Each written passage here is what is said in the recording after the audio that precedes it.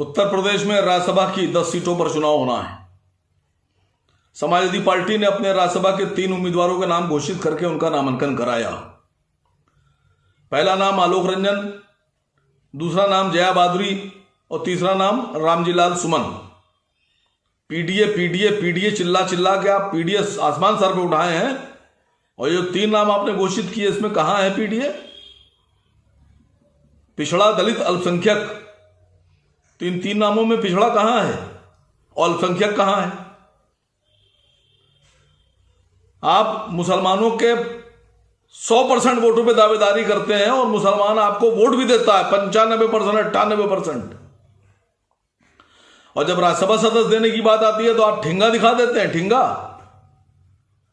जब आपकी सरकार थी तब आपने 40 में से 36 एमएलसी बनाए थे यादव, और आज जब 3 राज्यसभा सदस्य आए तो मैंने एक चैनल पर भी कुछ दिन पहले आपके एक नेता से कहा कि मुसलमान को राज्यसभा भेजिए, एक को, हमारा हक है, भीख नहीं मांग रहे हैं आपसे, हम वोट देते हैं आपको।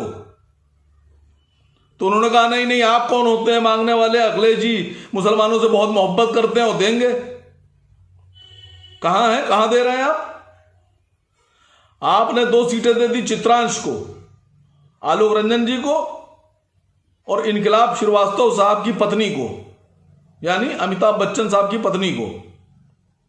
2 सीटें आपने 3 में से दे दी चित्रांश को। वो चित्रांश जो आपको वोट ही नहीं देता है, वो चित्रांश जिसका सारा का सारा वोट बीजेपी में जाता है। 70% का आपने उनको इसमें हिस्सा दे दिया 3 सीट में। मुसलमान का पूरा वोट लेने के बाद आपने मुसलमान को क्या दिया? मैं मुसलमान नेताओं से समाजवादी पार्टी के सवाल पूछ रहा हूं, खामोश क्यों हैं आप लोग? आपकी दिलेरी कहां चली गई कि आप गुलामों की तरह से हाथ बांधे अपने नेता के सामने सर झुकाए खड़े हैं? आपके हलक से यह भी आवाज नहीं निकल रही है अपने नेता से कि एक राज्यसभा दे दें उनको, मुसलमानों को। किस मुंह से आप 100% वोट मांगेंगे? अभी लोकसभा चुनाव आ रहा है, मैं मुसलमानों से इस बारे में बात करूंगा, मैं उनको आगाह करूंगा, मैं उनको जगाऊंगा कि वो लोग जो तुम्हारा 100% वोट लेते हैं सरकार बनाने के लिए, तुम उनकी सरकार बनाने की ताकत लगा देते हो, और जब लेने का वक्त आता है तो तुमको कुछ नहीं मिलता है। ये कैसे समाजवादी पार्टी के मुसलमान नेता हैं कि जबान में गिठा बांधकर एकदम चुपचाप खामोश गुलामों की तरह से खड़े हैं?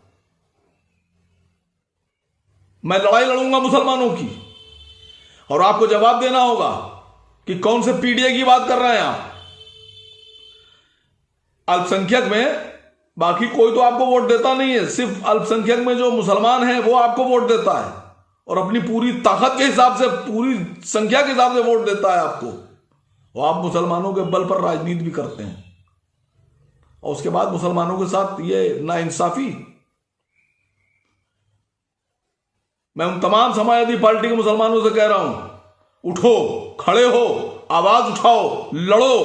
क्या मैसेज दे रहे हैं कि पूरे भारत में आप ये मैसेज दे रहे हैं कि जो लोग, जो मुसलमान समाजवादी पार्टी को 100% वोट करता है, वही समाजवादी पार्टी मुसलमानों को एक रेजा बराबर 1% का भी हक देने पर राजी नहीं है। तो जब आप 100% वोट लेने के बाद मुसलमानों को कुछ नहीं देंगे तो बाकी पार्टियों में क्या मैसेज जा रहा है कि मुसलमानों को देने की जरूरत नहीं है? आप चाहे मुझे कितनी गाली बकलें, मैं लड़ूंगा, मैं बोलूंगा, मैं खड़ा हूंगा, क्योंकि मैं बोल रहा हूं, क्योंकि मैं जिंदा हूं। ये दुनिया किसी मुर्दे की कहानी नहीं सुनती। मैं आप लोगों से भी कह रहा हूं, मुसलमान नेताओं, समाजवादी पार्टी के नेताओं, जिंदा की तरह से बर्ताव कीजिए और अपनी आवाज उठाइए।